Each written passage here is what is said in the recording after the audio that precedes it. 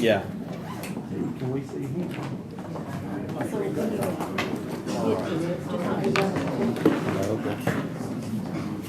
Mr. Hyde, will you provide us with the invocation, please, sir?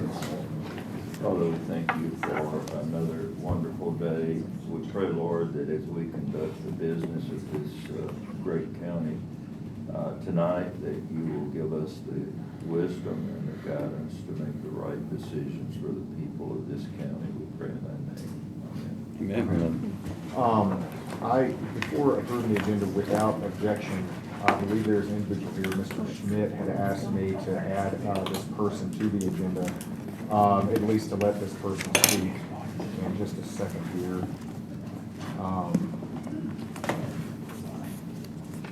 Let me get this text. Mr. Fiala, he had a request to waive a late fee for a tax issue. He's up to date on the tax. He just has a request to waive the late fee, and he wants to speak. So without objection, I would like to add him to new business item E. And we can discuss or not discuss, but I do want to just give him a chance to speak. Oh, sorry. Yeah, sorry. I'm on Wrong meeting. Yes, item D. Item D. Move to approve as amended. Second. All in favor? New business D. I'm making a note here. Motion That's carries. taxes. Yeah, it's a tax penalty, Okay, thank you. discussion of tax penalty, forgiveness.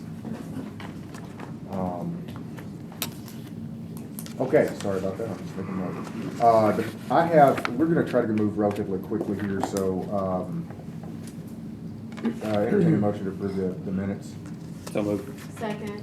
All in favor? Aye. I'm going to abstain because I wasn't here. Not good, I'm trying to move too quick.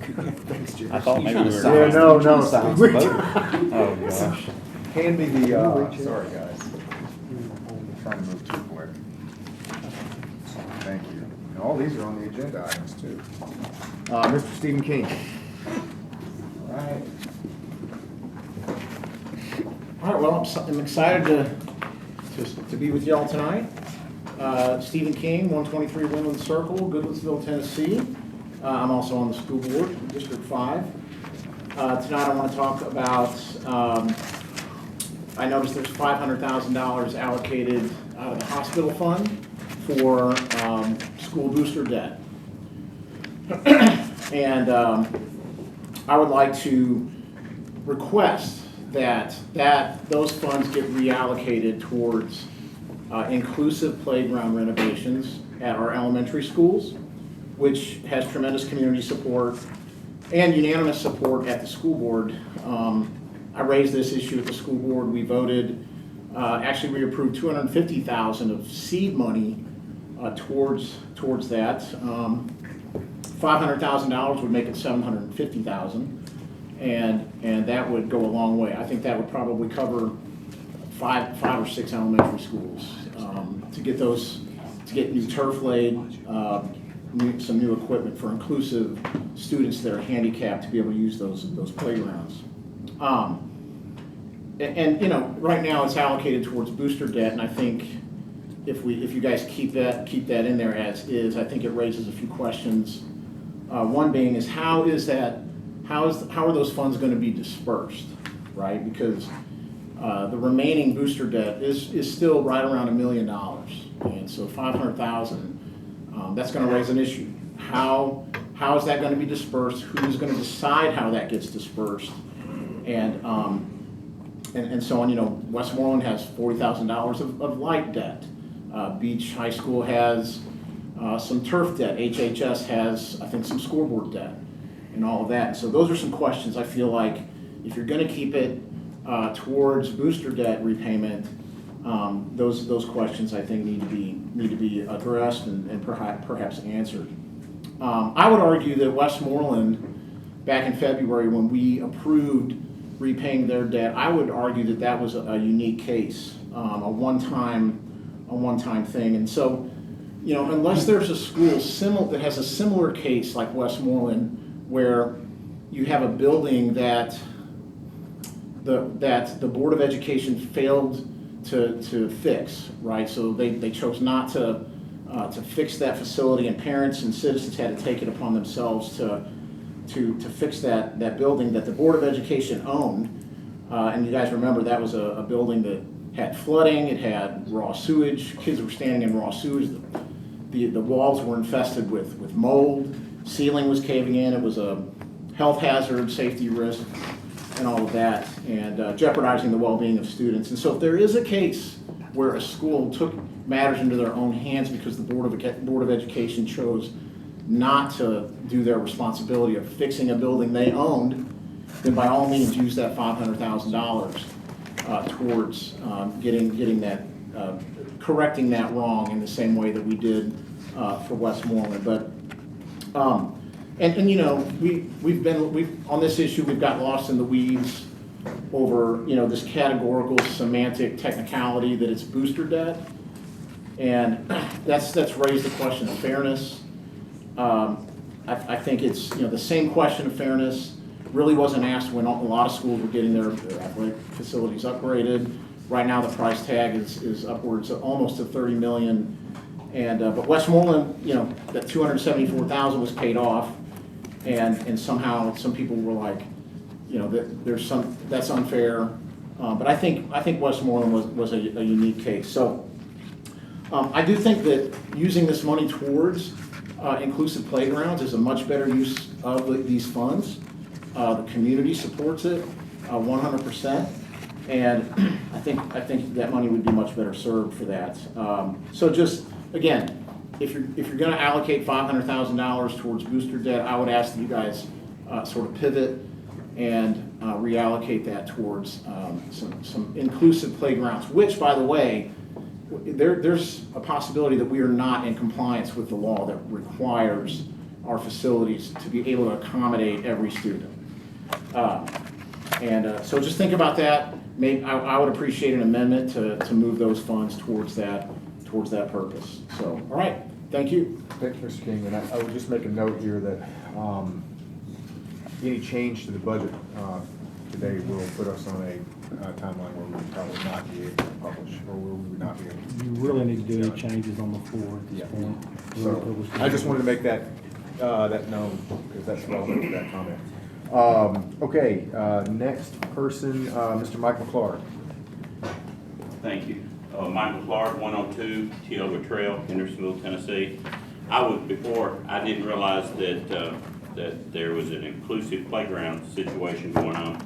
I was going to suggest we use that $500,000 and use it to take care of the old courthouse on the square. But after hearing that, I think that's a much better plan for that money. And it's always too late to do anything when you don't want to do it.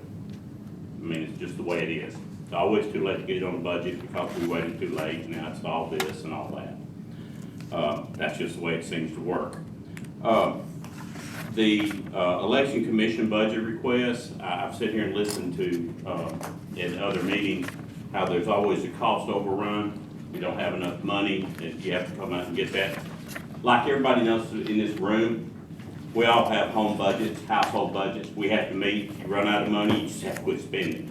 And I think that really needs to be the rule, not the exception on that.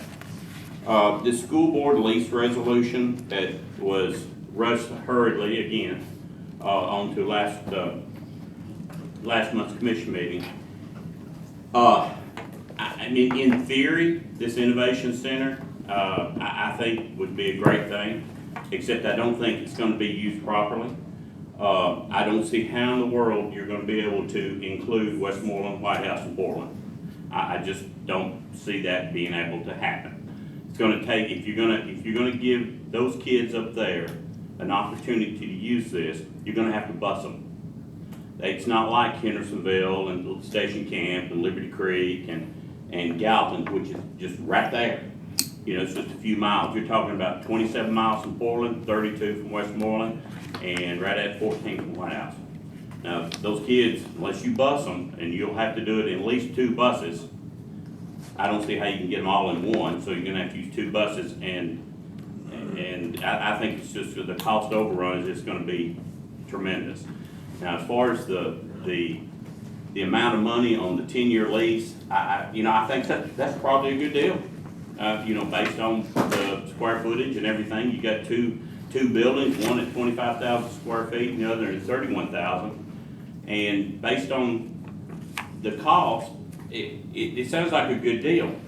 But by the end of that term, that jumps to 471,000. It's no longer 363, so it's gonna jump to almost $500,000 just in your lease. Buildings that size, you're gonna have a huge heating and cooling bill. I mean, it's gonna be huge. You're gonna have to put all furniture in there. You're gonna have to put a phone system in there. You're gonna have to have although the young lady that spoke the other night said they weren't gonna hire any staff. Well, how are you not gonna hire staff? You're gonna have staff. Said they weren't gonna hire a director. If was gonna move down from the central office, he and his crew. Well, if he's on site, he's gonna be the boss. And if my boss used to throw work on me, I said, well, how am I gonna be compensated? Because that's what's gonna happen. I think the young lady said there was a lot of questions, and a lot of them she said they hadn't fleshed it out yet. They didn't have answers to. And I would appreciate an answer like that than some bull story.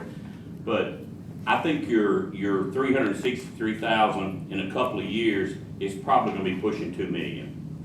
I mean, that's what it's going to cost if you utilize it properly, and you let other all the kids come down for all these programs. I know there's mentioned about expanding the flight program that Liberty Creek has and none of the rest of the school has. Well, those machines, those simulators aren't cheap.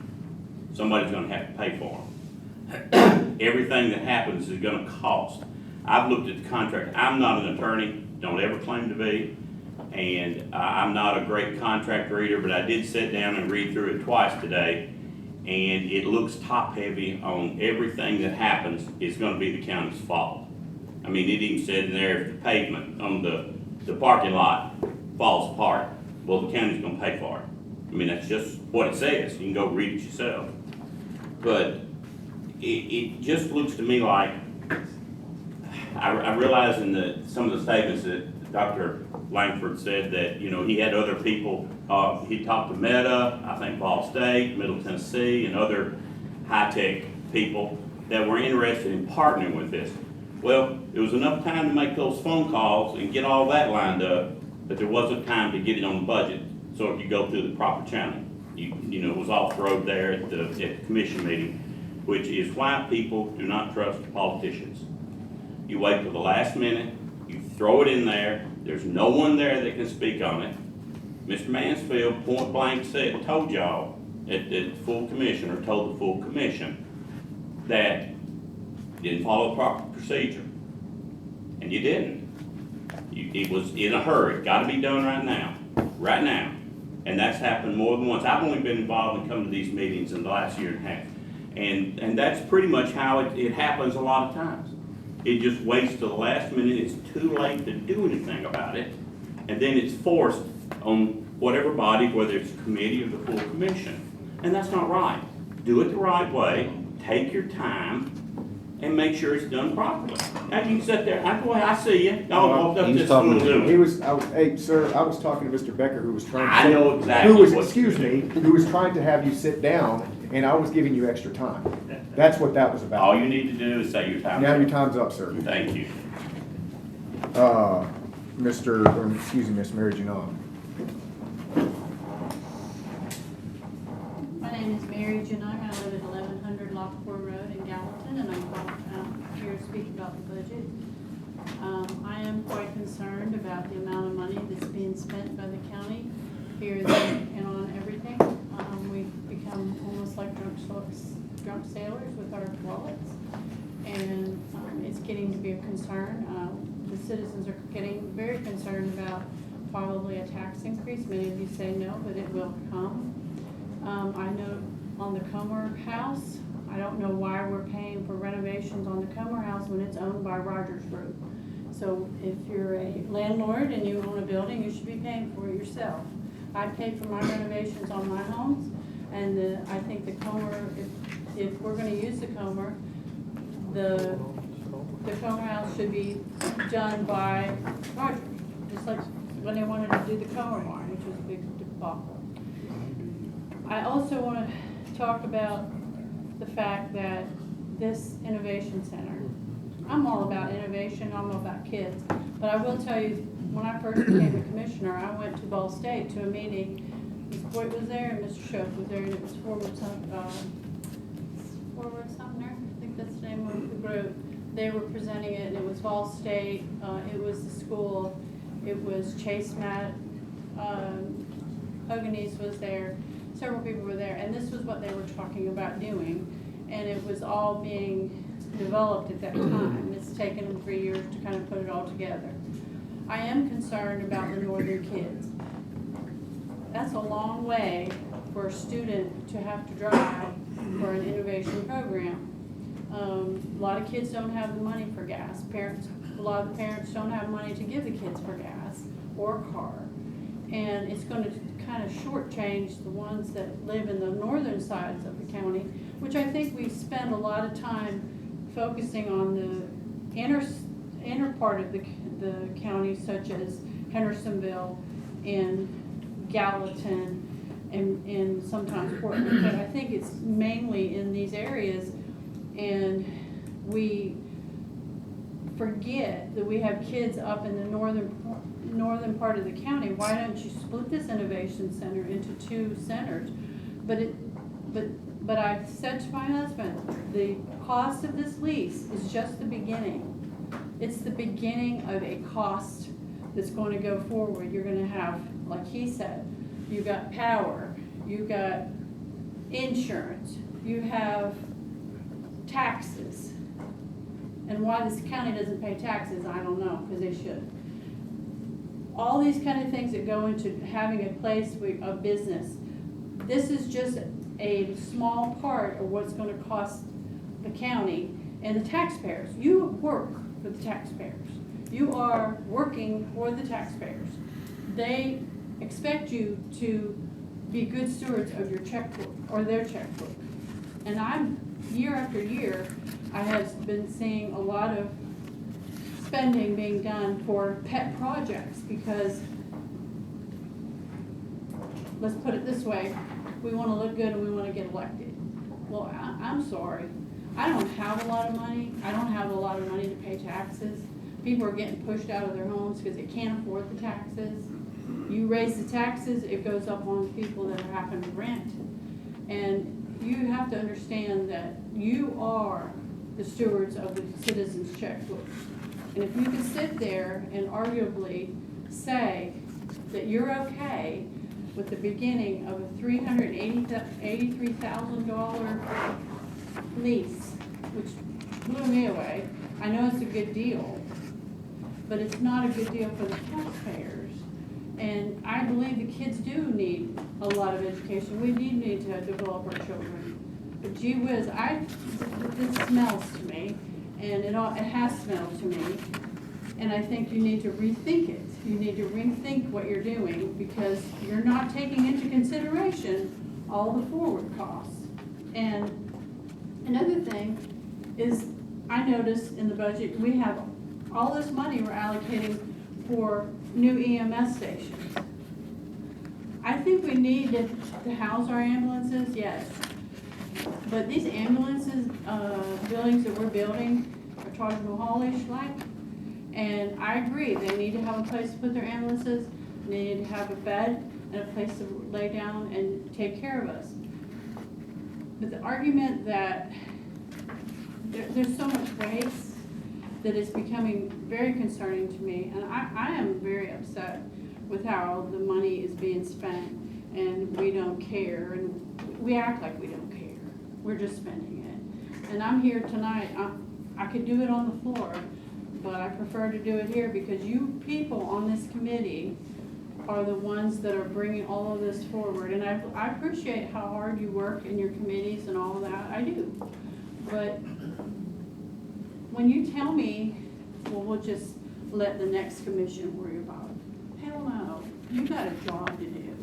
You have a job to do to make sure that this money is spent wisely and not because you want to do it and get ready for the next group of people that come in. That's just cheap. That's a cheap way to say something about people's money. And I'm just asking you to really think about what you're doing and not spend the money like a bunch of drunk sailors. That's all. Thank you, ma'am. It's, Mr. Kevin Baker. Kevin Baker, 424 A.B. Wade Road. Wow, I have a lot rattling around in my head, and I hope it comes out okay.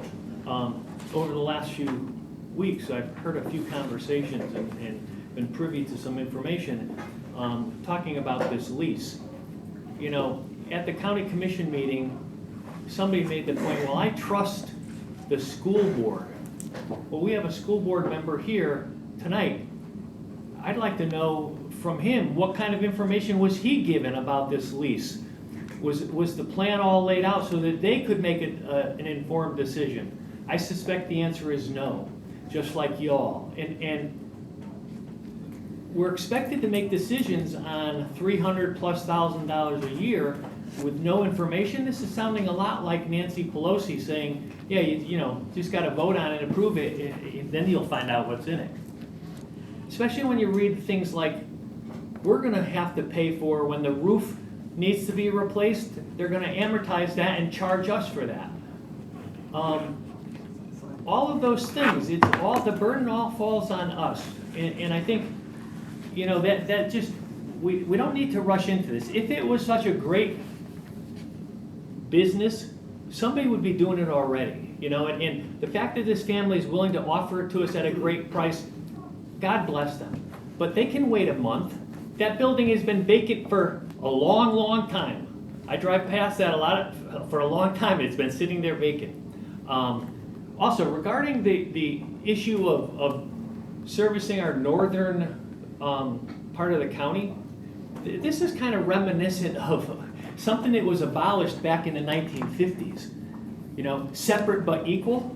Well, we, in a sense, separate our kids. We are allocating resources to the southern part of the county. And the people up north, for years, have gotten nothing. You know, we hear this story over and over again with regards to the sports facility. Brown versus Board of Education outlawed that, but we continue to do it. Okay, maybe not on race, but based on economic and geographic location. The other issue is this doesn't address anything. Gallatin school systems, we have a commissioner here who knows the Gallatin school system is overcrowded.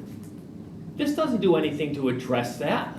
But we're going to have innovation centers, but Gallatin kids are crammed into places. We're going to be asking to build a new school campus for $100-something million, but we're going to spend an innovation center. This, send it back.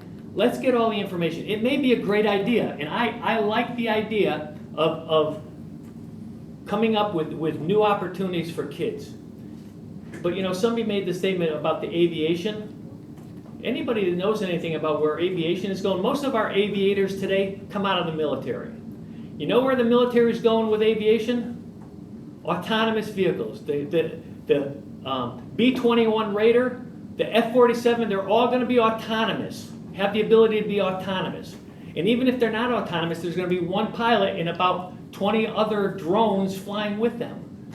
So that whole thing, we got to think this through, folks, before we just go spending. And if these people are willing to give us that price, they can wait a month until we, you know, Dr. Langford at the Republican breakfast, he admitted he didn't have a plan. He was going to get us something.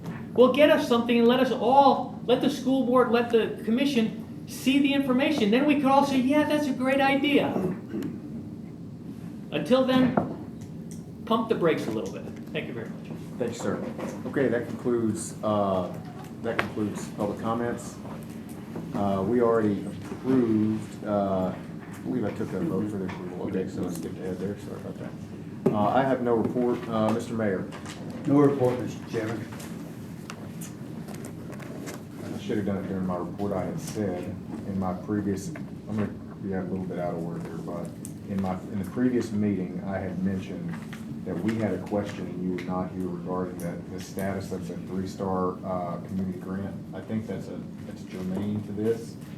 Without objection, can can I pose the question? Yes. So we just wanted to understand, you had written a note that grant has been submitted to the state. What's the There's status no of? grant that was submitted to the state by the county. That's directly sent to the state from the committee. And then, Okay. and then the What- grant which committee? goes to their program that the state has, Joint Economic Community Development. So we don't have any, does the county have any vote or stake in this whatsoever? No, sir. Are there any obligations of the county? No, sir. Okay. Any other questions?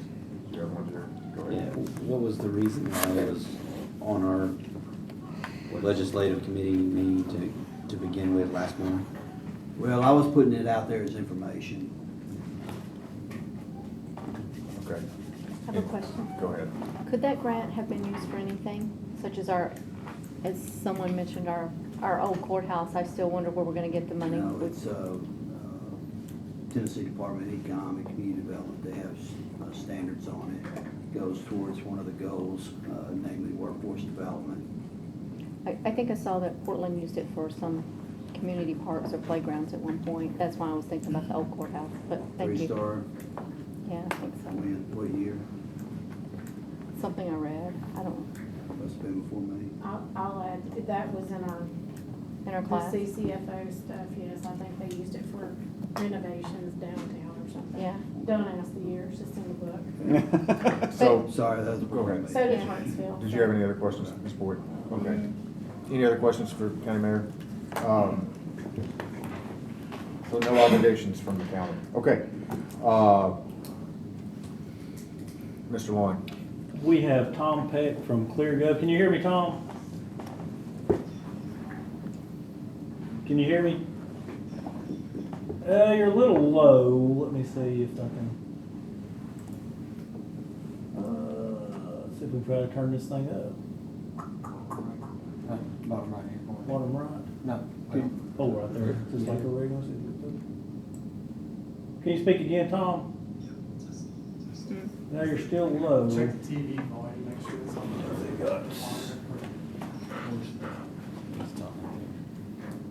Let's see if we got you now, Tom. Sounds like the sound's coming in low is what it is.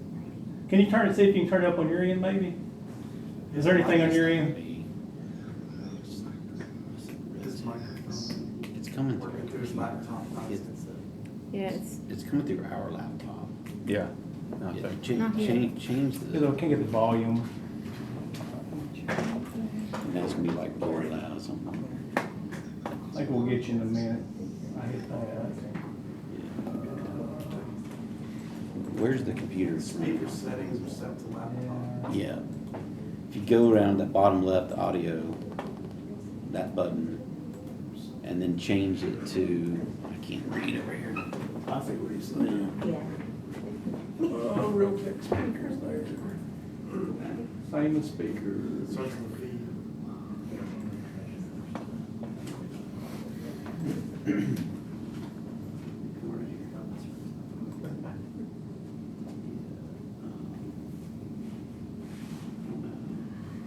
Did you switch them?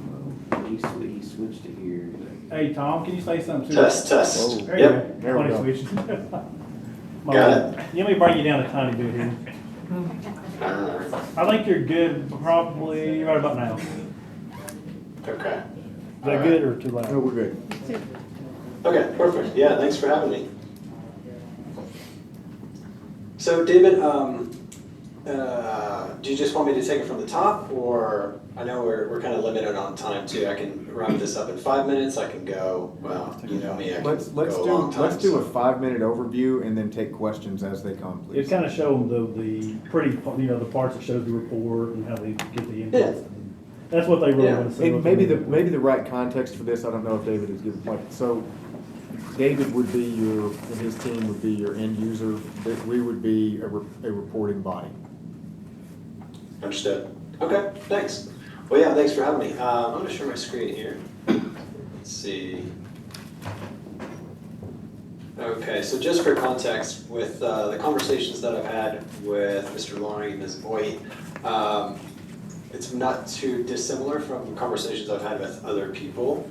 And that's why we have a company, is a lot of people feel kind of hamstrung by Excel and getting all of the formulas to talk to each other and multiple tabs and big Frankenstein monsters and workbooks. So when, you know, a person leaves the organization, well, who are they going to ask questions to? But more important than that, like how do we streamline everything so that we can enhance collaboration between departments, and then also with the end result of being transparent for our constituents. So there's several ways that we attack those problems. I think we could probably start at the top with a capital budget, and then personnel budget, and then the operational budgeting tools, and then the end result being a budget book that's in a web-first presentation on your website, and even a transparency portal so that people can see in layman's terms, you know, out of my tax dollars, how much of that is going where, and what's that trending like over time.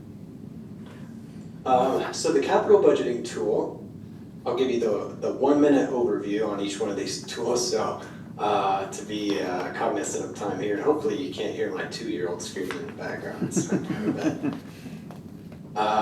the capital budgeting tool is, we've made this as easy as possible for department heads to collaborate with just web-based forms for filling out capital project requests. So very similar to what you're doing today, except you know, the finance director isn't going to have to aggregate all of that data with copying and pasting into a giant Excel sheet, and then having to prioritize how to build out that capital plan over a multi-year time horizon. So our software solves for all of that through cloud-based forms, and then you can even use multiple what-if scenarios to answer real-time questions about your capital outlay. I'll show you what the end result looks like on that in just a minute. Then the personnel budgeting tool. This is based on rules-based automation. So again, we're looking to streamline the process and modernize how you budget today. So instead of going in every year and knowing that John Smith is eligible for his next bump in pay with a step, or whether you know, Susie Q is eligible for retirement benefits, teaching the software your rules of pay in the beginning, you can automate all of that without having to manually go in. And then again, you can also run what-if scenarios against each other to see if we, you know, can we hire 5 new people for this department? Can we hire 10 new people like what's been requested? Can we meet somewhere in the middle? Can we do a 2% COLA versus a 5% cost of living increase? What does that look like, not just today, but over time? So we can run all of those scenarios, and then both the capital budgeting tool as well as the personnel budgeting tool feed seamlessly into our operational budget. Can I have a quick question? All right, so these are report generating capabilities. I'm assuming that you can just pull down like any kind of data visualization tool. Is that what you're kind of outlining here? It'll take the stuff from our ERP into it. So the question I have is how easy is this to pull forward into like a public forward-facing website? That's part of it. He has it. He actually has Yeah. one. You just post a link on there, and it'll put all the stuff. As long as you put a link. So instead of doing the way we do look, I'm not hating on your Excel documents, but they're good. No, seriously, they're as good for as what you get. We're running a 9-figure budget. You know what I mean? So like, this would allow people to, instead of sending out an Excel document with graphs on it, you can just click on a link and you can see. Yes. And I'm sure we have people here in the audience who would avail themselves of that. Matt, it'll actually extend the browsers to the end users to enter their information versus us sending Excel and back. Yeah. And it will actually, we can pull it in this version and actually do it on the go. I mean, I kind of know, I assumed that this capability was there. The reason I'm saying this is I have had questions about the cost of this. It's costly, but there is a public upside to it beyond just, it's easy to look at this and say, hey, This makes things easier for the accounting team, which it does, Mm-hmm. and for the departments, which it does, but there is a direct potential benefit if we use this properly to the public. That's all the point I was trying to make. There's forward facing, and it also reduces your potential for errors. Mhm. We spend a lot of time working for errors. That Excel sheets you've got's got millions upon millions of cells and millions of formulas right now. We've outgrown it several I years. know. Sorry, I did not mean to derail us. I just wanted to lay that foundation to help answer a question. But they don't cost $78,000 a year, do they? No, but, you're outgrowing it. No, I'm in agreement, I'm just pointing that But out. well, we are saving. They're hating on you. By doing this, I'm we've trying to saved hit you about 80 or 90,000 a year, but we've outgrown it. It needs to go at this point. It saved us money at this point, but it needs to go. So I'm showing you one of the public-facing documents of the digital budget book from Wilson County. They built out like all of the financial graphs that are a little bit easier to look at, and no one has to manually key these in. These are all just built on the budget work that you do within the ClearGov software. So realistically, nothing should have to be done in Excel. Past that, there's a transparency portal, and you can get really, really transparent with where the county's spending money. So as a constituent, I just can come into this this URL, breakdown of expenses, and I can keep on drilling down if I want to. We even have a toggle on the back end that says enter in your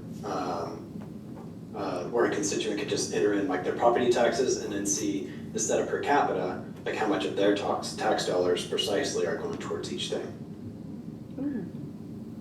And then I don't think Wilson County chose to do it, but you could also have, I don't know if you want to go this deep or not, but they've got an option for an open checkbook if you wanted to do something like that too. So it's really, from the beginning, from building the budget all the way through producing I don't know if everyone is familiar with GFOA, but really the best practices in public transparency.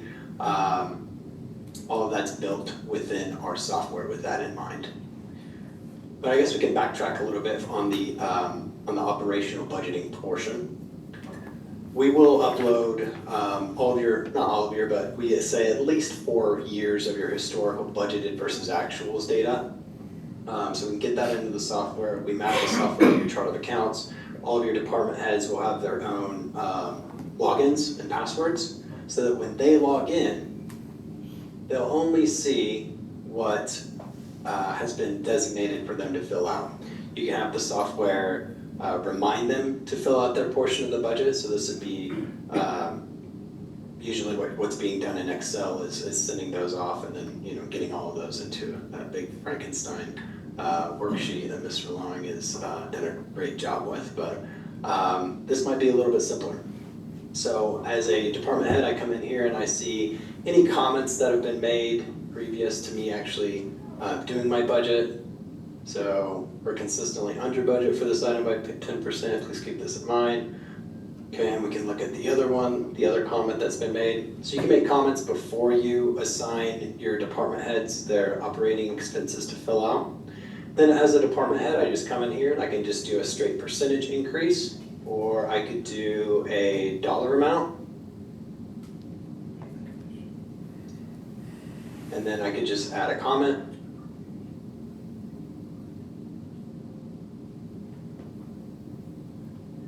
Or if we need additional room for justification, then we just click on that account ID, we can designate if it's a one-time or recurring cost.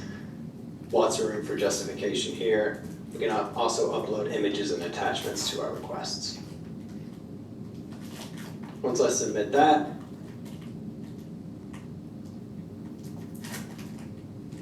then I can log in as an administrator. This is what your finance director would be looking at.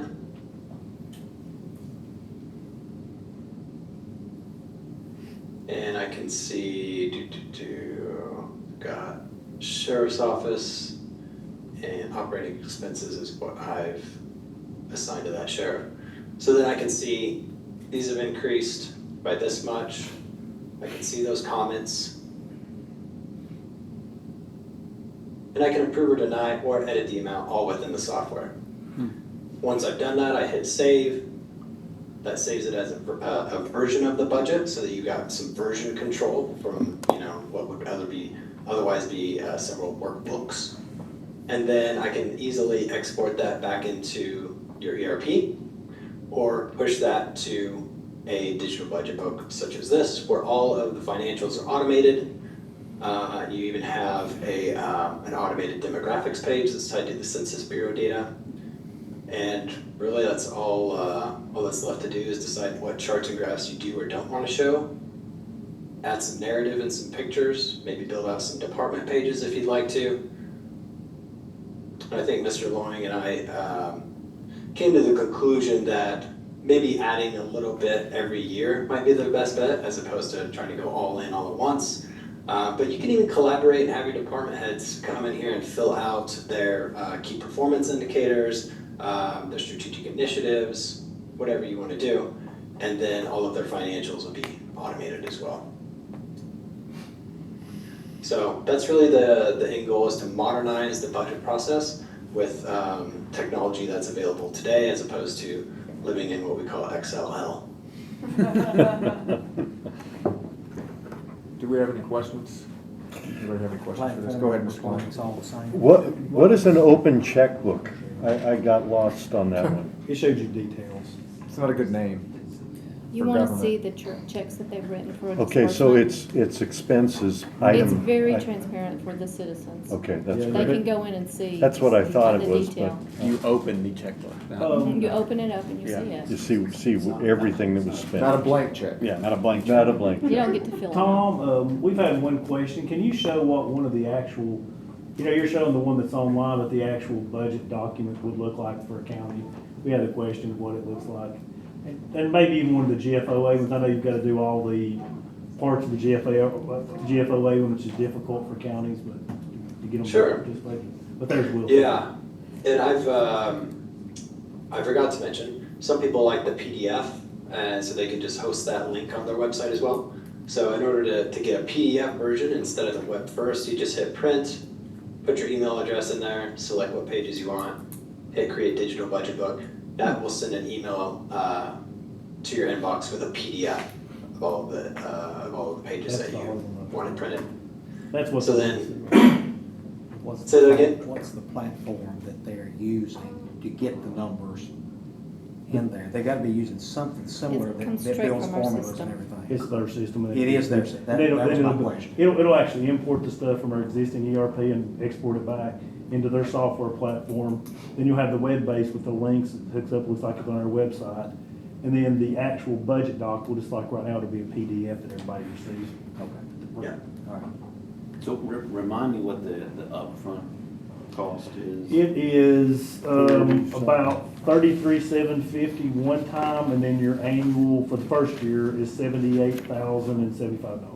And that's with the discount, and I don't have it right with me, but you can kind of tell them if you don't care, Tom, if you can just kind of tell them what the second year would be. I don't have that in front of them. Oh, those clauses, is that what you're talking about? Yeah, what it would cost for Sure. the second year for their maintenance cost. In other words, the first year, we've got $33,750 plus Right. the $78,075 because it's discounted. What would be the estimated cost for the second year? It's a 3% increase. Just 3 on the 78. So 3%. And you have a yearly opt-out clause too. And currently, where your settings, there's a contract that if this isn't adopted by the county commission August 1st, because there's discounts in it, then it basically, I can send them an email and they'll kill the whole contract. If you guys want to go with it because there's a discount, then you adopt it on the county commission, we keep it. If we do that, then the actual contract starts on September 1, and we'll start implementation. If the county decides they don't like the software, then before December 1st, or 90 days, we can contact Tom or the company by email or letter, however. And we can actually cancel at that point, get all our money back. So we get a 90-day free trial. Question, so I see the initial period rate increase 3%. Then after that, I see rate increase of 6% per annum. What, is the 3% just the first year and the 6% after that? I get that question all the time, and I agree that it's a little confusing. 6% is if you're outside of the terms of the agreement. So if it's 3 years and you're going like year to year without signing a new term. Oh, I see. It's all, yeah, you're So it's susceptible not to that, 6% it's not that increase. you go from 3% to 6% automatically, it's that we do a 5-year term or 3-year term or whatever we do. If you're within the term, you stay at 3. If you exit the term or you have a gap year or whatever, but you still keep it, it goes to 6. Yeah. All right, got it. Correct. What's the minimum term? Minimum term, we tend to do 36, So 3 36 years. months is the minimum. What's the maximum? 40 years. I don't know if there is a maximum. I think mean, the biggest I've seen is 5 years. 5 years? But if they did the 36 month, and then they started the other one immediately after that, it would still only be the 3%, it wouldn't jump. Correct. Correct. You gotta have a gap, David, what he's saying on that. So I have a question for both Tom and Mr. Loing. Tom, what does training look like? Do you come in and train our department heads, or how much time do we get for training and that sort of thing? Great question. Our onboarding of the data takes 60 to 90 days, so during that time, everyone who's going to be using the software goes through a self-guided, what we call ClearGov Academy, which is just the basics of what the buttons do for each one of the modules. Certain things are going to be relevant to not everybody, so everyone will be enrolled in what's pertinent to them. After we get the basics covered through that self-guided training program, which is a lot of videos, it's a lot of text, it's fun little quizzes. After we get the basics covered there, then you get additional training workshops with our trainers. We usually find that within a 60 to 90 day window of onboarding and training, everyone's able to adopt the software relatively quickly. Mr. Loing, will this save us any FTE costs? In the long run, it will, because right now we're a fast-growing county, and you're growing quickly, and it's becoming more and more difficult to maintain this thing. It saved you a lot of money over time at this point, but I think you're at the point that you need to transition completely away from Excel. My recommendation would be to go with it. And I'd like to share with y'all, before I talked to this company, I went to our largest employer, the sheriff, and I asked him, and we discussed this, and he has talked with Wilson County, and he told me just last week they love it. He says he's all in. They love it, he loves that they love it, and he's good. So I just want to share that with you. Mr. Harrison? Will this require, is this the RFP or will this require one? No, this right here is, if you approve it in August, then first thing we'll do is we'll send him a PO, and then we'll start onboarding September 1. And then you've got 90 days, so if we run into significant problems, we'll bring it back to financial management. So you can cancel between September 1 and December 1st. So this is actually a contract contingent upon the commission approval. And if they approve it, we'll go ahead and PO it out for them. That's fine. David, obviously you haven't used this, but you understand it, and you're the creator of the Excel monster that you've got there. With errors that you have to hunt down, what do you think the efficiency will be using this over what you've got? Significantly, because we're spending tons of time unnecessarily working on the budget. We could be doing things such as closing year end, working on projects that we have to come to everybody to hold off on. Do you think you'll save $100,000? We won't. No. Okay. It's not gonna save, but the thing it is gonna save you is potential errors. That's what you've got going on. Well, And honestly, those the turn new- into man hours. When I leave, the other thing you're gonna have is somebody's gonna come in with a sheet that I've created that's got some cell formulas that are rows after rows that I've created and looked at, and you've got hundreds of thousands of formulas and millions of cells that work together. We pull data down from the ERP system, and I've got directions, and some of my staff understand a lot of it, but if I came in here and you offered me a job and I seen that, and I knew it was here, I wouldn't take the job. I'll be honest with you. If that was sitting here and I had a good job and you offer me something that I thought was better, I'd be concerned enough about this that I would probably not take the job. So I know 80,000 a year is a lot, but, I'll get Mr. No, Klein, he was- Mr. Becker, yeah. Mr. Klein, any other? I'm done. Mr. Becker? but that's my honest assessment of it. So, Mr. Long, how long have you been here? Remind me. 2009, Okay. So why haven't you asked for this before you're leaving? cost. I mean, it's $80,000 But a it's year. not your decision. Well, I mean, we could have brought it forward, but right now, I've worked on the formulas and dealt with it the whole time, so I feel a comfort level You because felt comfortable in that, okay. because I've created it. I got you. But if I That's pass fair. it, but if I pass it to somebody else, it would be coming into something, and they're basically, you know how there's a learning curve. They're going to come into something, and if I was them, I would want to explore every single formula and how the thing works. Well, I got you. somebody Okay, that's thanks. comfortable with it's going to be a difference. Makes sense. I actually, that was a question I was gonna have in terms of timing here, like, I'm of the opinion we actually probably need to start a search sooner rather than later for your replacement. Not that we don't love you and you're doing a good idea, but you're leaving. Leaving possibly at the 1st of November. I would, the only, That's November 1, if you didn't hear that. yeah, is probable date, but nothing official. so the only reticence I have here is not, I'm familiar with this type of software, it's maybe timing so that, you know, whoever is coming in might get an option to pick and choose. If that individual is familiar with other software, that's the only caveat. The only caveat I would have here. Tom, is there a way to push, say my probable time right now, I'm looking at November 1, just to say nothing's official, but right now we've got the contractor. Is there any way to start the actual onboarding closer to November 1 and do the 90 days there? If the commission approved it in August? Is that a Start the possibility? onboarding in November? And give the 90 days from there? But when will we have it available? Will it be Or there December before? 1 or whenever? Here's, I mean, let Because we want it January. I don't know that I necessarily want to pull this off the rails. Let me start there. Because there's no perfect solution here. What I'm saying is, if there's some overlap with it, and whoever is coming in, so that, you know, they're super familiar with something else, and then something else is equally capable, then at least have them that option. I just want that 90 days to overlap with when you're going to replace. Now, it doesn't necessarily have to be at the beginning. Can we move the September 1 to October 1 for where That would be the plenty. 90 days is? Just bump it a month.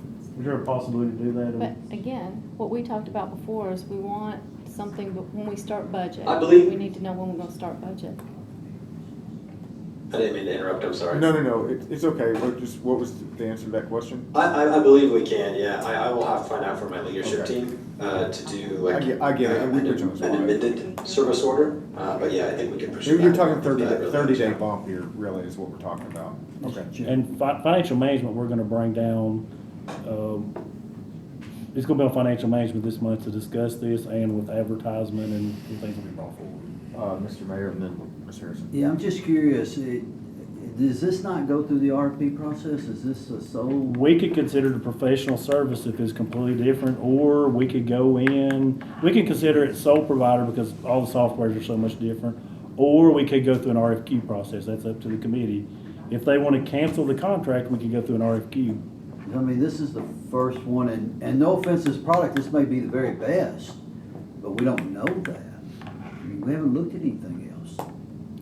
And generally, software will take Just you. throwing that there. out there for thought. I don't know if there's anything better or cheaper. And I'll be honest with Go you. ahead. Like, I respect the thought and opinion here, but like, the idea of like, we don't know this, but like, I'm never gonna know if this is the best. Like, we got the director of finance and like, he's the one that's saying like, this is the best option. Like, I don't wanna put out a meeting and try to say, no, this product's better than this other product.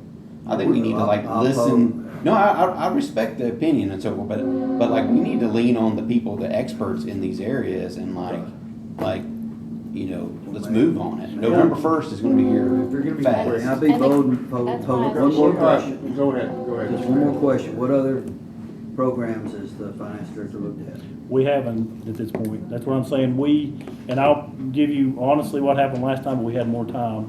When we did Munis, we actually did a full-blown RFQ and spent several months choosing the software. We can go down that path too. And the same thing, talking to Tom, you could easily provide us with a sole provider. Your software is completely different than everybody else's. We generally take this, so you really got two options. Sole provider is completely different, distinct. Or number two, we go back in a few weeks, write an RFQ and bring them in. We could, what are we in July? We may or may not meet the August deadline. We would not hit the August. We may or may not to keep the That's software. probably not changing, I mean. And it's really up to the committee and up to financial management at this point. I've got it. Well, so my only question here is, in your, I guess I have one for you and one for our law director. One, in your opinion, is this a top tier capability? I know it's used by other people. I mean, and I've seen its reports. What he's shown me, and it's used by Wilson County, and actually, our commissioner here has actually talked to Wilson County directly, and they're happy with it. At this point, you've got the 90-day trial. That's where I'm kind of leaning to too. Yeah. You're gonna be importing the thing for 90 we've got an days. out. I mean, So you have an out. Mine is right now, we just need to do, and another thing, it has to be adopted by commission in August. so look, I'm gonna move to approve this to pass it forward to. Second. Motion and a second. Any further discussion? We've got an opt-out period. I was in the Oh, queue. sorry, go ahead. No, it's okay. We're still on the same thing. Yeah, just a comment. This is the benefit of institutional knowledge. Now done. Matt, can you make your subject to, Tom providing us a sole provider letter that will be Yes, acceptable? subject to So that. he's subject to where we wouldn't have to bid it and we would And do subject to that and to it truly being, like with the review with our legal team, such that it qualifies for that. that. We'll go through our purchasing and we'll That's review it fine, quickly. yes. Are you good with that as a second? Mr. Wine? Okay, Tom, this is a proprietary platform, right? Correct, So you guys have created this, nobody else in the world has it. correct. Okay, That's how old sole provider. how old's your business? Going on 8 or 9 years now. 8 or 9 years. David, this is a question for you. God forbid they don't make it, something happens and they fail, then what? Then your new person's gonna need to find a software to do an Excel sheet. And because they have their own platform, it's proprietary, how difficult would the transition, would all that information from the last report we have from that company before it blew up, would that all have to be hand input?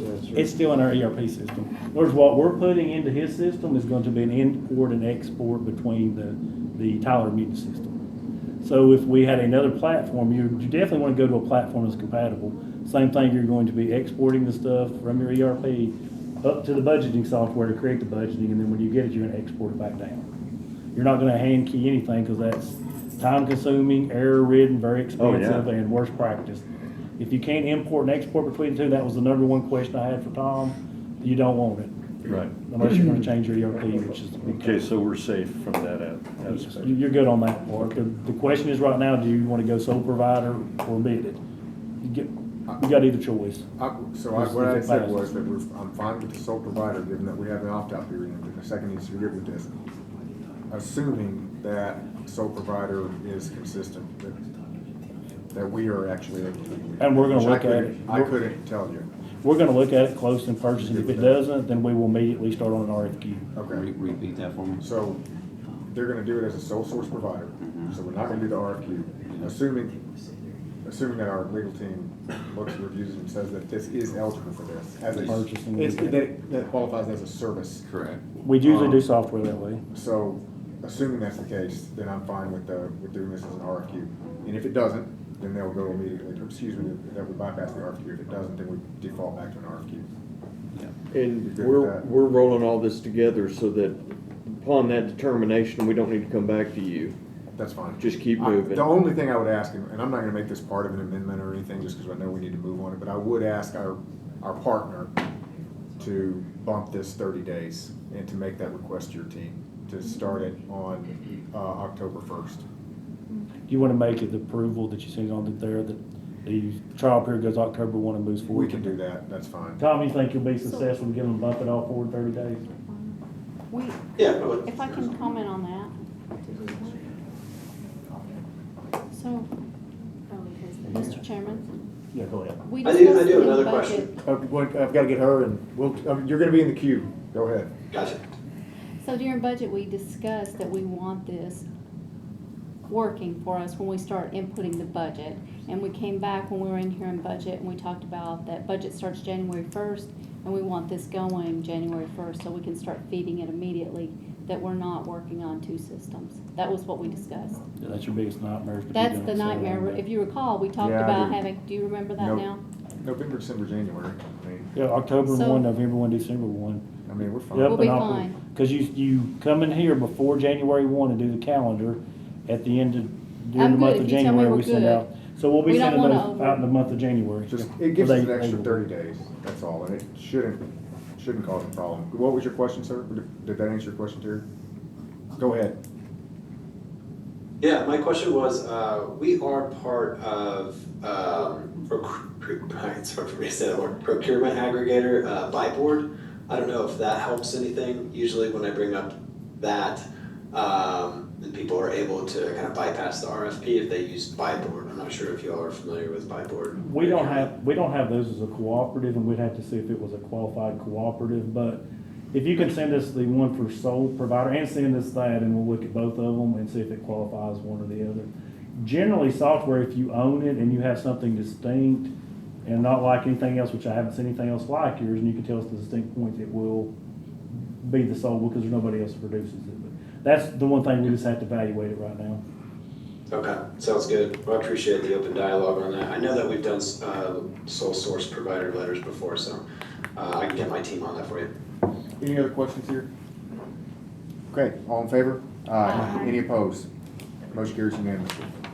Do I need to waive second reading on that? It's not a appropriation because it's already Yeah, in your that's okay. budget, so That's fine. no. Go ahead with the financial The statement. second, just, Can we let him go? oh, I'm Yeah, sorry. we can let him go. Thank you, sir. Thank you for your Appreciate it, time. Tom. You have a good one. Thank you. All right, bye-bye. Good point. He's got a 2-year-old he's got to put to bed. You're sensitive to that, aren't you? I know that life. Or he welcomes a distraction. Okay. The next one is just the financial statement memo, because we are closing the books and they have to be closed by August 31st. Sometime in September, we will be giving you June, July, June and July. The next one is transfers on page 220. These are the transfers that happened after the last budget committee meeting for June 30, 2025, but was not yet presented to the committee. They're on page 220 if anybody has any questions. I have a question. Go Yes, ahead, ma'am. Ms. Boyd. The last section, can you explain the capital project dash local? What's going on with those? That's just where we moved the money because we've got the 5th floor build out where the architectural was approved and it was just in the wrong line items. These are where these items were in architectural, were in regular fees and should have been in architectural, or just under the wrong line items for HVAC. These are all approved projects by the commission, but it's line item movement. Okay, thank you. Legal. Any other questions on these? Entertain a motion to approve. So moved. Second. All in favor? Aye. Any opposed? Motion carries. Okay, old business. I have an update here on the city of Gallatin. I have sent an email to the mayor of Gallatin regarding this $907,000 that they owe us, requesting what the next steps here are for them to pay us, and I have not heard anything back. I think that somebody here tonight, writing forward, may have predicted that. Have you heard anything back, Mr. Long? Not from her, but we have Scott that's working with the architect at the city. They are currently, I think they tested the drains today or cleared the drains over there on the Franklin Street project. He's talking to them, so it looks positive right now that project's gonna be completed shortly, and hopefully they'll pay the Well, money. Hopefully. Well, that's the thing. We Should pay the Well, money. that's actually kind of the point here. We've met their requirements. We've gotten the signatures. We've started. They haven't accepted the road. I think that's kind of what they alluded to my staff, that they're waiting to accept the road, but I don't know. They can't I'm willing to wait for this one more month. Oh, go ahead. I'll finish my thought here now. I'm willing to wait for this one more month, but if we go one more month, I'm likely to want to take direct action. Ms. Boyd, then Mr. Klein, then Mr. Becker. So just a comment on the parking garage. I was over field tripping at the courthouse a couple of weeks ago, and it was just a normal court day. It was like 9 o'clock. The garage was 90% full. So as far as long-term planning, we're gonna need more parking real soon. We are building more courtrooms. We're talking about, we've got this extra expansion, but I'm telling you, that garage was 90% Well, full. I look forward to the city of Gallatin assisting us with any expansion. parking. So, I mean, something to think about. Maybe we wanna own it ourselves, because we're gonna have to put a gate on it, because it's gonna be full. The first floor and the turn up there is all to the apartment complex, so Mhm. I asked Mr. Shamrock today to pull the original documents, how many spaces we agreed, and to count those spaces, because it's taking the whole bottom floor, and I'm not sure how many spaces we agreed to versus how many are taken right now. Mr. Klein? The $900,000, they really are splitting hairs. We're down to fractions of a percentage left to do. And yeah, one month, next month is the drop dead date. Because they're supposed to be paving that road next week. All the certifications and approvals should be done, so. We're waiting for acceptance, and then they're gonna pave it. They've already taken out the old roads, scraped it down. Mhm. Mr. Hyde? I think I said some time ago the same thing that I heard echoed here, and that is that possibly we need to just own the garage, limit it to us and not city shopping or city business or whatever else, but just own the garage and take care of our parking. And I think, I mean, Mr. Hyde, is there a motion? Would you like to make a motion on that? I mean, I don't know if you're not a standing member, but. Well, I think I know somebody that would. I'm willing to do it next month, frankly, but. Well, once we go into partnership and they pay us, then we're in partnership. I'm They've- just telling you, we don't have enough room. They've already paid us some, so if we did Yeah, that, we we'd have probably. to- Well, we'd have to go and we'd have to give it back. But maybe it's worth it. Go ahead. It's, I think somewhere along the line, in one of the committee meetings, we were informed that parking structure was always only gonna be about half of what we needed now. Yeah. With the way the county courthouse was outfitted. It's with an empty fourth floor, so. Yeah, I don't know that buying the building is gonna help us that I much. don't think it is. Or owning the building ourselves and then charging, I don't know. I'll tell you what, I will note this, that there aren't actually many things that have gotten, that I get phone calls on, but when the idea was floated of charging people for that, I got calls. I did too. I got a lot of calls that were not happy. Not a happy calls. Well, I know you like to make subcommittees. Could I recommend you make a parking garage subcommittee? If you would And I like- don't want to be on it. no. I think Don't we're you good. bring up a solution to I that. think we're good. I'm not gonna entertain a subcommittee at this point. Unless somebody wants to make a motion, I'm gonna let this ride one last month. Okay. Funding for the architect fees for the old GS1, Mr. Long, They are budgeted, we're in the process of determining whether we're gonna use an architect or just RFQ it, and they're still working. is there any? There's no action, really, Okay, I let's think, continue. unless this is coming back for appropriation, it really needs to be pulled, because it's down in my office and Jim Ops too, so I think it's really just redundant to be even on the agenda at this point. So you think we can pull this? I think we need to pull Then this for now. I don't know, is there any, without objection, I will pull this next time. Nope. Okay, without objection, this is getting pulled, please. You will pull it next time or now? Well, I'll pull it now, but it Okay. won't be on the next agenda, Okay. is what I meant. All right, correction of the payroll, holdback issue. Is there a motion to do anything with this? I'll make a motion To do what? to move Okay. the pay date one day a month until this is resolved. Second. So, okay, a motion to move this one day a month until it's resolved. And we have a second, can you explain what that does? So currently we pay, employees that receive their pay on Thursday of a 2-week pay period, and they, in some instances, depending on your department, you have not worked the Thursday and Friday that you are being paid for. So we are paying ahead. Okay. So we would like to move it so that we have a holdback that we're paying after the employees have worked, and give accounting enough time to process the transactions they need with the bank. If you do that, I. So, how many days is this total? So we're 2 days ahead now. How far in arrears do we want to make this? What we just passed was for new employees to have a minimum of 4-day holdback. Okay. So we would So look, this would be a total of 6 days.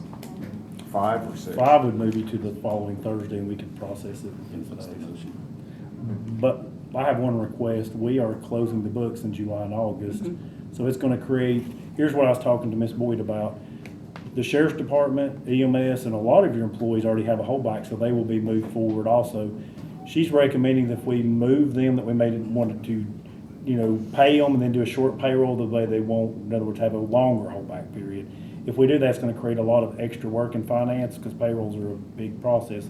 Those same staff members right now are involved in, because the budget's approved in job, backing up the salaries. Can I shorten this for Mr. Long? Can we make this effective after he closes? He So doesn't have at the enough end, time. End of September. At the end of September, when we move into the next fiscal year.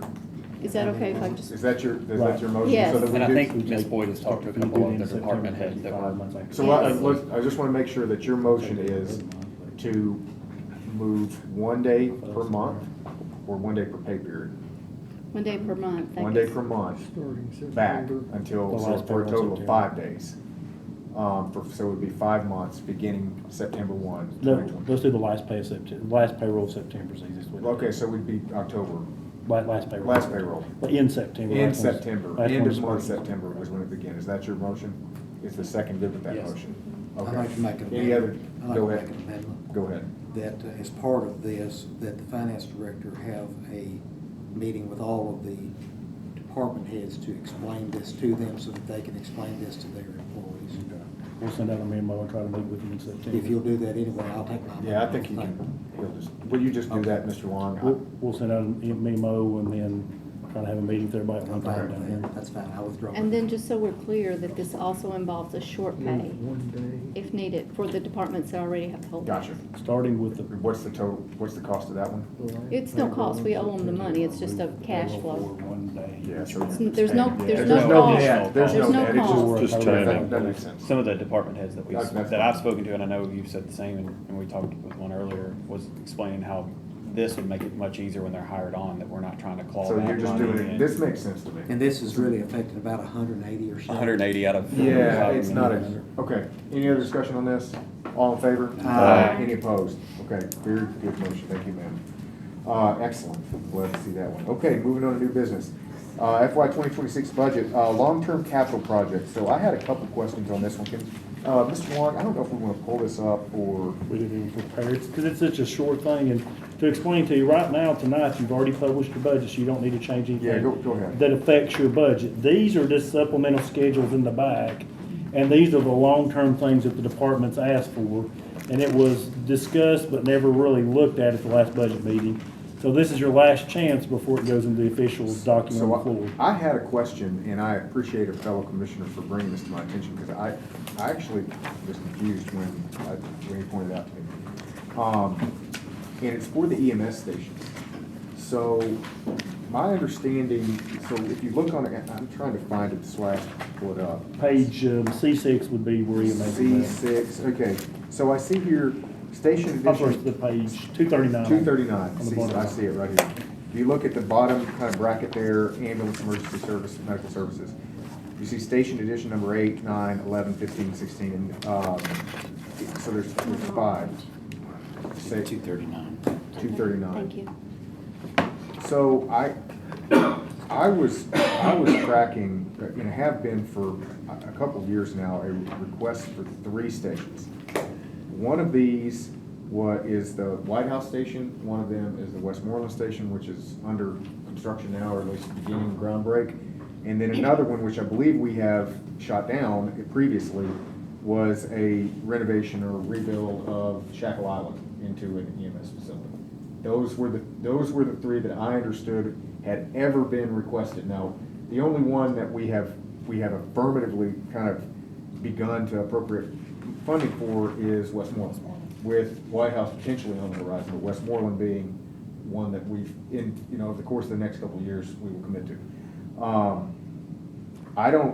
So those are 3. of those three, only one I know that we've committed to. What are these extra two? 15 and 16, if you want to call Well, it these that. are 20, 29, 30, and 31. And that would just be based on population trends. There is no specified place for those. You know, I understand that it's, I know that we're looking out several years, but I mean, we're talking about just getting one built in the next 2 years. Right. So And you'll start that discussion Where- then, if there's a need at that time. You know, it's just projecting out population growth in different areas. do we have even locations for these? I would. It's just placeholder. No, I get it, I mean, Yeah. I'm of the, and I'm not trying to be harsh here, but like, I'm gonna move and y'all can override me to strike, the ones, beginning, I guess, station. Strike 2030. The 2030 and, 2031. Does that change any of our notice? It doesn't change any notice, it doesn't change anything, that's my motion. These don't affect your I actual. just wanna make sure. But to that point, can you remind me or say again what we can and can't change tonight? Yes. As it's opposed to Good, the. yes, so I'll go ahead and then you can follow me up here. I'll give you the short answer is, if any budget relevant to the upcoming fiscal year that we are by law required to publish, we cannot change that. If we change that, we are subject to it, and this was the comments I was making earlier, it's not our choice. We have to have by law a couple things. We have to have a budget complete by the end of August. So we have one more chance to vote on it. If we were to make any changes to the budget, other than an up-down, if we were to make a change to it, then we are subject to a new republication, and are also subject to any change for any department. We have to give them a hearing, another hearing. So though you stack those two things together, and we suddenly come up to the last. That's why So we this should not upcoming make a fiscal change. year. If it's an upcoming fiscal year. But beyond But this is to be, and then to Mr. Long's point, which is why I could make a strike here, this is not part of this budget. This is a long-term planning sheet. This is additional information. We are not committing ourselves, to your point, Mr. Mayor, we are not committing ourselves to any of this. These are just schedules in the back of your budget, they are not appropriations. Go ahead. To be clear, we're looking at the 28 and the 31. You said 30 and 31. I was looking at these two. This one. Oh, those, okay. I was The looking two at furthest the- to the right. Number 9 and 16. Oh, Number 9 and 16, I thought 9 you were and looking at 16. 15 and 16. 9 and Okay. 16. And that's what happened. Mr. Klein. I don't even know where any of these are, 8, 9, 10, 11, 12. Well, that was it's they're just not there. placeholders. They're just placeholders. They're just placeholders, which Okay. is why I'm moving. I've moved to strike them. It doesn't have a second yet. Second. Motion and a second. Could I amend yours? Yeah, I'd go like to ahead. strike all of them. Well, You know, there's a motion and a second to strike. Is there a second to strike all of them? Go ahead, Mr. Hyde. if this is long-term planning, why are we striking anything? I mean, long-term planning is for us to be knowledgeable of what might be out there in the future. It's not, we're not committing to anything. I couldn't commit to anything on this paper, but I'd like to have a long-term plan. That doesn't make sense. I'll give you my answer why I chose. Thank you. And it's, look, to your point, Mr. Hyde and Mr. Mayor, like, it's not the end of the world either direction. The reason I made that motion is that if I don't have even an inkling of where a thing might physically be located, it's just, it becomes very ephemeral. Most of the things, almost everything here that I'm looking at is something that is very concrete. I can tell you where 3 of these, and we're not going to necessarily commit to them, but I can tell you where 3 of these are located. I can, look at any of their sheriff's vehicles, EMS vehicles, all of these things. It's just, these seem to me to have planning for growth and planning for stuff that may or may not ever come to pass. That was my road. But, yeah, I understand that, but on the other hand, I would be somewhat suspicious if it was more specific as to location, Because because you don't know when where we were population's planning with gonna the be. school system, we would predict what we might need as far as schools out there with 30,000 more students, having no idea where it might be at the time. That's fair. Any other comments, Mr. Hyde? So if we go with the software package, next year when we get to long-term planning, before we go into any of this, we'll be able to see it projected out against our estimated revenues and we would. I mean, if we had, We and already then we have could that, see though. it going, huh? That's actually on those schedules in the back already, but we were already Yes. doing that. Any other questions on this, Mr. Mansfield? Did you want to make a comment? I do have a question. Right now, we have 13 ambulance stations, and these are for 5 new ones. It's all $3.5 million allocation planned. So this is, so the projected fiscal year ended June 30th, 2027, 2 years. That's not for Westmoreland. So Westmoreland's not in the, I argue this is not, Westmoreland's not included here. I would say maybe White House, maybe it doesn't say, and nobody knows the answer to this, and nobody even knows how this got packed, is my understanding. And so, but I'm not quite, like, this is not Westmoreland. And then, like, what do you mean, like, you mentioned Shackle Island, but that was something that was ARPA funds that got removed back in 2022 from the budget for building on to that Shackle Island fire station, when they've got an ambulance and a bay in there and living quarters already. So I don't understand, at a minimum, this is 5 new stations, not including Westmoreland. And so this is the so-called, plus when you look at the cost of funding of each station, it's about $1.1 million to staff a station each year. So you're not even taking into account the $5.4 million at a minimum, or 5.5 and 8 in staffing for this. So I just don't understand when you're saying it's Westmoreland. I don't see Westmoreland in this, so I would love somebody to prove me wrong. So, Mr. Long, did you have any other? I just wanted to Mr. Long, I questions. believe, and I could be wrong here, but I was under the assumption that for these 3, and again, these are just requests, and I do want to move us quickly because this is not actually financially impacting anything, but I did get questions over it, so I want to answer them. My understanding was that 3.5 is because Westmoreland is not complete, and so we could. That's a problem, that's another one, it should be in the current budget. He may. So this 3.5 would be a totally net new one. The way that these requests get in here, we send out a sheet each year to all departments to say, please give us your long-term plans of what a capital you think you may need, just like if it's a current year budget. And these were some that were not discussed in the budget, that's why they're being brought up tonight. I can text Mr. Paulson, we can go to another, and we can tell us what these numbers stand for probably pretty quickly, because he'll know. Let's do this, because this is, and we need to move, because this is not impactful to this one, I would like to know, I'm gonna keep my amendment as it is, and it may pass, it may not pass, but I would like to know physically where these are located, just, or even a general idea, like what area they're gonna cover. Just something, just. I'll screenshot it and see if he's. I think Westmoreland is more like $4.5 million, if I'm not mistaken. Well, it is, and this is why I thought this is not that according to him. But in any case, any other questions on this? I'll go ahead and take mine so we can move along. Mr. Hyde. I was just going to say, I'm missing something here, I guess.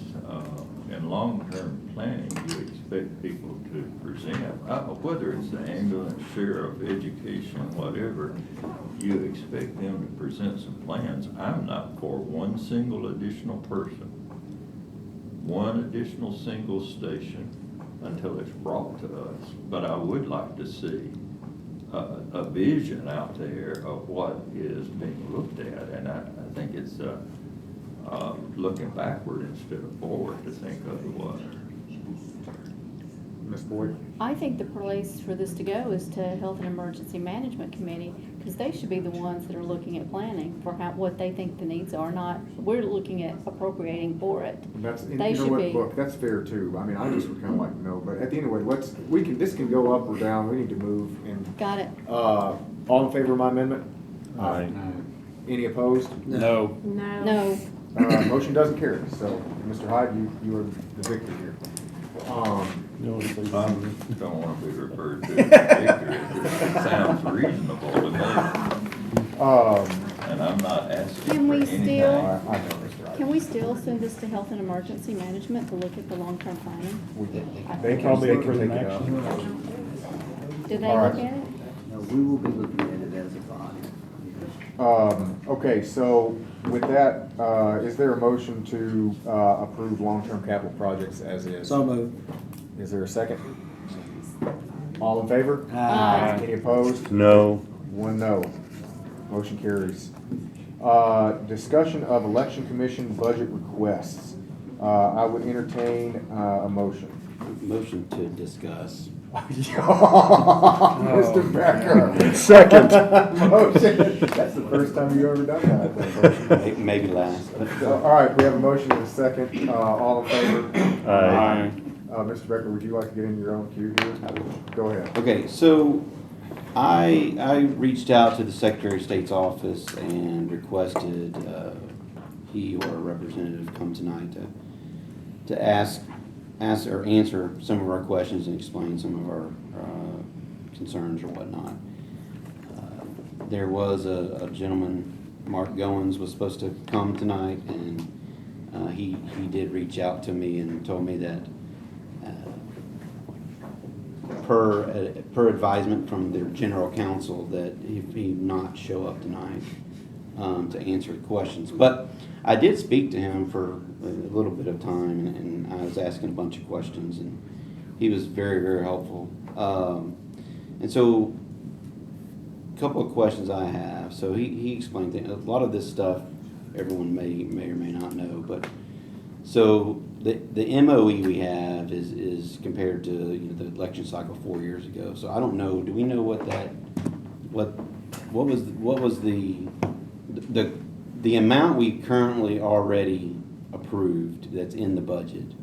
How does that stack up? Is that Yes. okay. It is more. It is that plus 3% 35. plus. Okay, I just want to make sure that, Yes. and then. So just to be super clear, we are more than meeting MOE standards compared to like over like 4 years ago. Correct, okay, yeah, that was one of the key things. He did also, and I know this was also talked about too, but the May election is gonna be, the state's gonna refund every cost that's directly related to the May election. Okay, if we were to go to convenience vote centers, that has nothing to do with the May election, so none of that would be reimbursed or refunded, I guess reimbursed. But any costs related to the May election, which is the only election for this cycle, budget cycle, will be reimbursed by the state. He did make give me some information that it's still sort of new in the convenience vote world.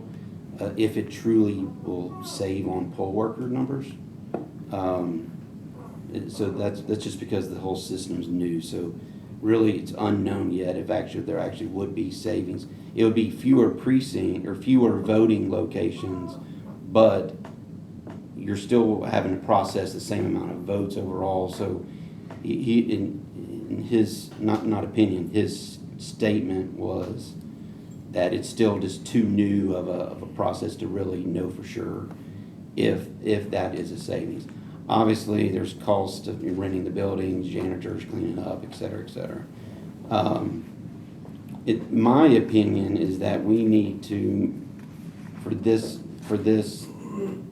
budget cycle and for this election, to not move to the convenience voting center concept and move forward with this budget cycle with the election of how we've currently been doing with the precincts. And I understand there's going to be some additional precincts needed there. But so all that to say is that my opinion there, but I just wanted to make sure that it's already included in the budget that we're meeting the maintenance of effort over the cycle, which we already talked about, and that we not go, because some of the money we did not provide that was requested was to go to convenience centers. So set that aside, and if we're not going to do that it's a non-issue. So anyway, I just wanted to make that point. We talked a lot about a lot of other stuff, just some of that was just for me to gain knowledge. But it's a good discussion, very helpful, but he wasn't able to come tonight. Any other discussion on this? Go ahead, Ms. Boyd. So just to go back to the additional precincts that we talked about in budget the idea that we could move back to 12 districts with 2 commissioners per district. And we were informed by election that we would not have to, it would be less cost, that they would not have to bring in all those additional precincts if we did. And we have that power right at our commission level. We don't have to go to the state, and it doesn't have to come back. I would, and I'm happy with this conversation we had. I would just argue that this is something for legislative. Go ahead. Yes. All the costs associated with that would not be directly related to the May election, and so we would have to bear all those costs. Yes. It's all the communication, so my opinion is if we want to do that, there's no rush in doing it in this budget cycle. I mean, more than opinion, if we were to make a change here, like, if we were to make a change of that magnitude, that would incur something, we should not do that here, because to the earlier point, this is part of our budget, and we don't need to make any changes to it. Yeah, if we were to make any changes, we would have to do it in the full commission. But that's right. But my main concern, or I want to make sure that we're meeting the MOE, we're moving forward without, which the budget we've passed Correct. does not include the convenience vote centers, et cetera. So, and it did move forward on the normal precinct voting, whatever you want to call that. Any other notes, Mr. Director? We don't need any action on this. No. Thank you. You're welcome. Thank you, sir, and thank you for making that phone call. So I'm going to move to recommend a revenue neutral tax rate for 2025-2026 to the county commission. Second. And Mr. Long, what is that rate? So I was looking at the budget for you because you were asking what the amounts were.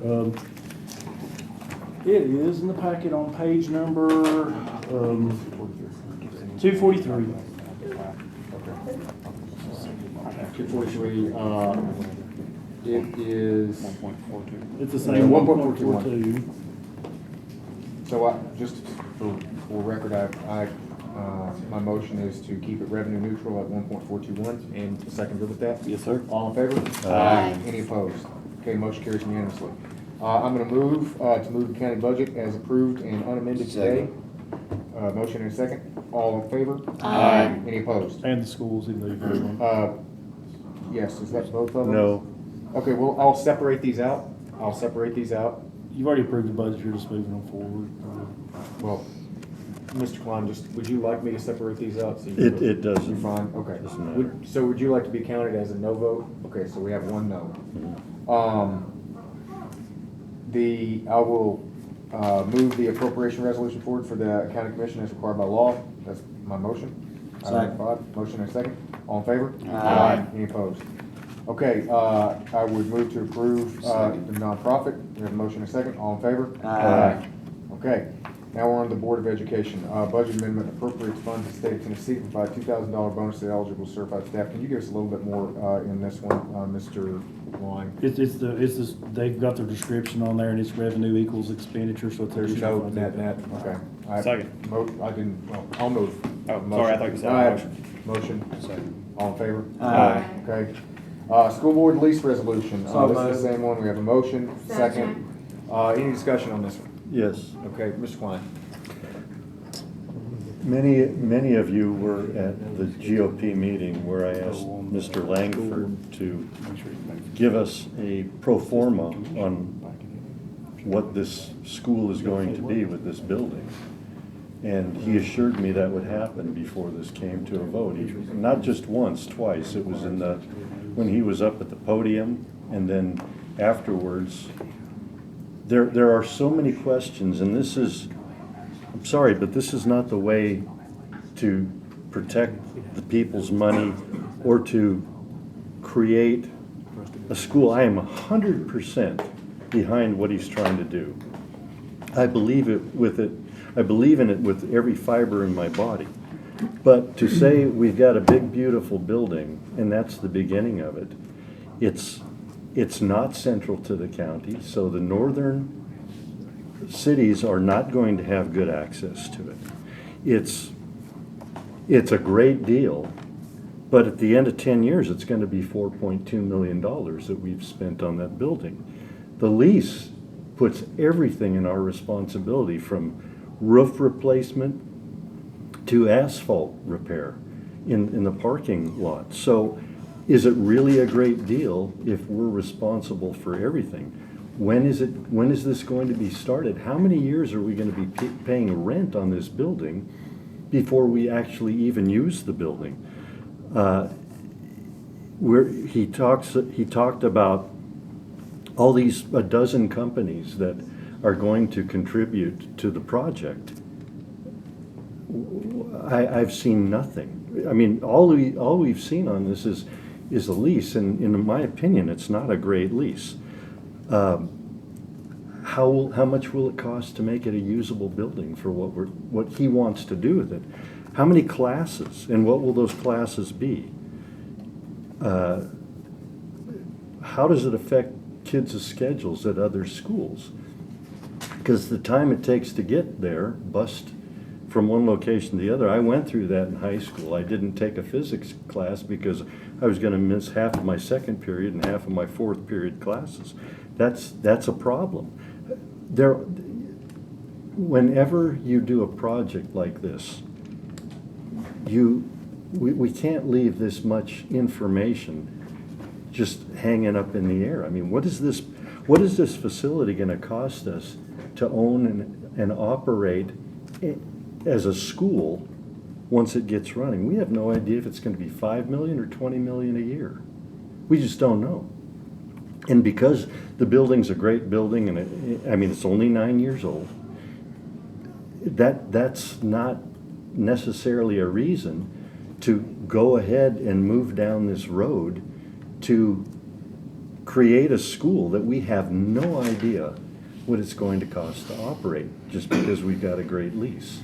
And I think I've made the point, it's not necessarily a great lease, because it is a triple net lease where we're responsible for almost everything.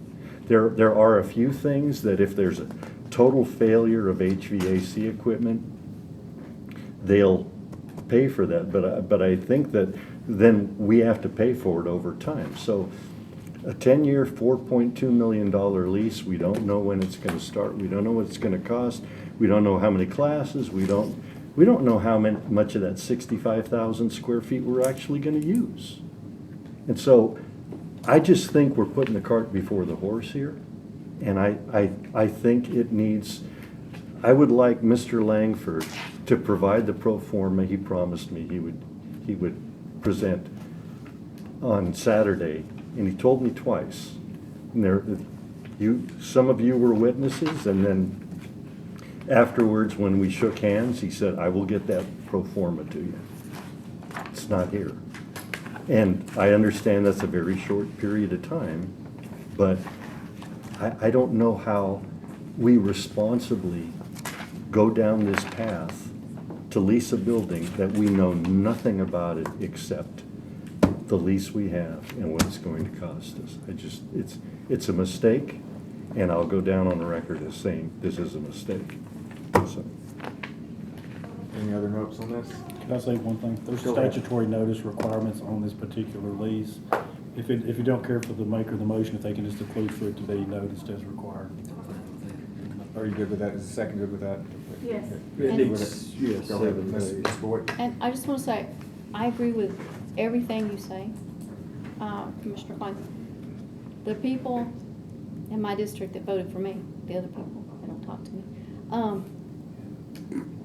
they want the roads fixed, and they want as much as I can do, as much money as I can throw at the school, because they want their kids to have the newest, the brightest, and the shiniest things. For that, they don't care. Now, they would like me to come and nickel and dime the water bill here in this building and the electric bill and all that, but when it comes to bright and shiny and they think they're going to get something that maybe Williamson County has for their kid, the sky is the limit for them. So I agree with all your points, but my constituents want this unknown shiny. So I just wanna make, because I don't want you to make a comment and then I'm pretty sure this is gonna pass and I don't want you to make a comment and it gets thrown into the ether. I do wanna respond to it. Here's the thing. And again, I was skeptical of this building. I did think it was a good deal and I still think it's a good deal. And I thought that Dr. Langford had kind of was throwing this idea together in order to kind of sell it. And so I did not attend his first request. And he followed up with me and asked me to attend his second request, and I went. And I sat down and spoke with him and a couple other people about what they're planning on doing. And I was likely to support it anyway because the lease the numbers looked good. However, I don't disagree with you about the pace of it and the fact that, a plan is not fully fleshed out. However, so all of those points are correct. However, a big part of what he is trying to do here, and I've talked with him extensively about this, is to use this building as an asset to raise money from private, and it's already, to your point, have I seen a piece of paper on it, but I believe him when he says that Dr. Langford is on record saying that, he's got, I think, 1.2 million from Meta committed to this. So if that doesn't show up, he's on record. So I'm gonna take that word that and if not, then he's on record and it fell through and I'm on record for believing him and you will say, I was right. Then that you will have that right to do it. But if you don't, there's this argument that there's we can do a lot of this was Mr. Brown's argument, which I understand, that you can do a lot of this at Liberty Creek, you can do some of it at the various other places. However, what you can't do there is pitch outside investment the way you can with a centralized building that says, hey, you come here, we're going to have a place that is dedicated for the type of R&D and novel capability development that we want to help build here. You can't do that nearly as easily with a little bit at Gallatin and a little bit at Hendersonville and even a little bit at Merrill Hyde. So is this a risk? Yes, it is. And you and I spoke briefly afterwards, and I said it is possible that after 3 or 4 years it doesn't work, and we'll have spent a couple $1 million on it that could have been gone for somebody. Yes, you are correct.